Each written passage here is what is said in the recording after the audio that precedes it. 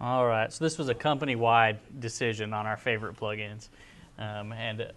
It's not necessarily the coolest or most feature-rich ones, but a lot of our plugins are just geared towards making sites as easy as possible for our clients to manage without extensive technical or any technical knowledge at all. So, and we actually talked about this last month, I believe, but one of our kind of top plugins that we found early on into the process of using WordPress as an actual CMS rather than just a blogging platform is the Contact Form 7. How many people are familiar with Contact Form 7? A couple people? All right. Basically, it's just setting up a contact form, like you typically see on a website on the contact page. And I have on there's their website and the actual location of their plugin on WordPress's site. So pros and cons real quick. The pros, this will be a consistent theme throughout our plugins. It's free, so that's always a plus.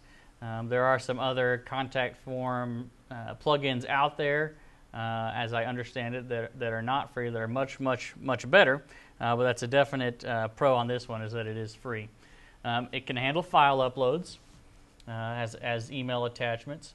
Again, the point of this is not any kind of form, but it's actually a contact form. All it wants to do is send an email. It just wants to take the data from that form and just send an email to you. You can customize the error or status messages, whatever you want to call them, so that's good.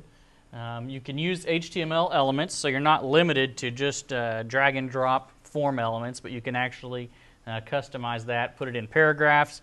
You know, if you're, let's say your designer, your coder made something, or if you're coding your own site, that it had to be in a label, and then the next thing, there has to be a line break, and then the form element, whatever you can do, whatever you need to do, you can customize it exactly how it needs to be. The emails aspect are pretty customizable. It'll send HTML emails and plain text emails, so that's a definite plus. This whole system can handle multiple forms, so you could use the form on a contact page, but then let's say you wanted to go ghetto with an email newsletter sign-up list, and you really just wanted it to email you the person's email address. Well, you could do that as well and just include that in a sidebar or the footer or whatever. And kind of the three qualifications we tend to look for in plugins. It was highly rated on WordPress's website. It's updated on a regular basis, I believe this month. The last update was actually this month, and it has what we considered plenty of downloads, so especially compared to some of the other forms out there. Some cons. You do kind of have to know some basic HTML to actually use it. That's kind of the catch. The pro is that it's really flexible. The catch is you have to know something because it's really flexible. So just some basic, really basic stuff that probably most of the people in here would be fine with. Not all our clients are fine with it, so not all of them are comfortable making their own brand new form, but they can still go in and edit things in existing forms. It will send up to 2 emails. Now I say that, typically how we end up using that for clients is the email that sends them the information and then an auto-replier that sends back an auto-response to the person who submitted the form. You can send either of those emails to multiple people. Okay, so it's just that they have to be, it's the same exact email, you're just carbon copying or multiple people in the to field. It will not, to the best of our understanding, will not load a separate page. So if you wanted to go to a separate thank you type page after submitting the form, it won't do that. It uses Ajax and auto expands your area at the bottom, and so your design also has to be aware that it's going to add some text underneath the form when you submit. And it takes a little bit of work to set up emails. I know when our programmers first started working with it, they didn't look past the form setup area, thought the whole email thing would be automatic. Well, you actually have to tell it. Again, this is the give and take. It's flexible, but you have to tell it, I want this field here, in the email. But that lets you do things like have an autoresponder and carbon copy multiple people and that sort of thing. So, go through a quick demo here. All right, the latest version of Contact Form 7 does have their own little sidebar menu. I don't know why, because there's nothing in there but edit. And that's the same thing you get to when you click here. So we have an ongoing office discussion on the different ways that plugins insert themselves into menus.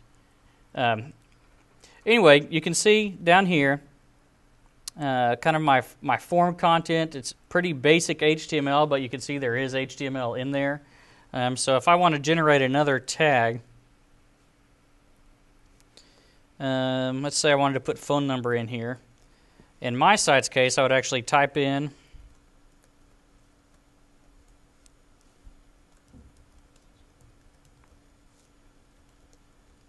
the HTML. Okay, then I'll go over here and say generate tag. We'll say text field. And you can see there's a few different options here. You've got all the basic form options, and then you also have an acceptance. So again, an EULA type thing, agreeing to something before they submit the form. We have some lawyers that like that sort of thing to be on there, medical clients that they have to say this is not a request for medical advice, that sort of thing. CAPTCHA, file upload, submit button. It will actually do image-based submit button, so not a button, but an image, but you have to just type it in. So, but we'll go ahead and insert a text field here. We're going to say it's not required. I'm not sure about the latest versions of Contact Form 7, but we did run into something that took us quite a while to debug. The default name for your email, the your email field, is your-email. We changed that to email. That broke the whole thing. So it took us a little while to track that down, but that broke the whole thing, didn't work at all anymore. So again, it's been a couple versions back since we last tried that, but leave the name, yeah, the default names. Now, anything else, we just started appending or prepending your to everything, so it would at least be consistent. But anyway, you can customize size, ID, whatever you need for CSS, HTML purposes. And then there's some specific options. But then at the end, what you do is you actually go down here and copy and paste the text. And so as I'm checking things in here, it will add things. You can see down here it'll add things to that code. And so at a certain point, if you prefer, you can generally just come over here and type it all in instead of actually using the thing on the left. Down underneath here, you can see the email. Now, I do not have the second email checked for this one because this is a personal site, and I could care less whether people know if I read their email or not. So no autoresponder. But it's also pretty basic. But if there were additional fields, and let's say I wanted someone's actual email address to appear over here, I would just go over here and copy it, and I have it set to plain text, so I don't need to put in any HTML code. Oops. There we go. And I just paste that in there. So it's not automatic. I put whatever fields I want to view in the email in the email. But it does mean when you do an autoresponder, you can make it look cool like a quoted message, like underneath is the original message that they sent you, and then above is your response to that message. So it's pretty handy from that standpoint.